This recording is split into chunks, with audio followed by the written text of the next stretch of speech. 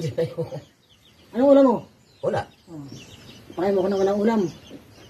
May munggo dyan na, may sinain ko pala sa bahay. Makain ka? Kanin dyan. Nagsayang Ay nga pala, nagsaing pala si Papa, may kanin dyan. Sinain ko Hindi kayo hanggang munggo? ng hapon. Pinaluto ni Papa yung munggo. Tapos may mahok na Bago, sardinas anong may siwa. ulam mo? Bakit? May binili Tapos, ka mo sa Hindi akin. ka nakama, yun mo magdala. Ay, paano bibigyan mo ko isang daan? Anong mabibili nun? Ibigyan natin kilo. Jesus. Pag mayroon ka namang ulam, hindi ka naman makakain. Nasaya mo lang ang ulam. Tagilag mo kay Gulpin. Tawad ko ha. Yan, ano yan? Tawa pa yun, akala mo kaya ako. Haga. Ay, ayip Dapat yan. mo pa yan. Ta! Baka mahirap na. Diyos ko po. Ay, hayop nonok yan. Haga. Nunurin ko yan.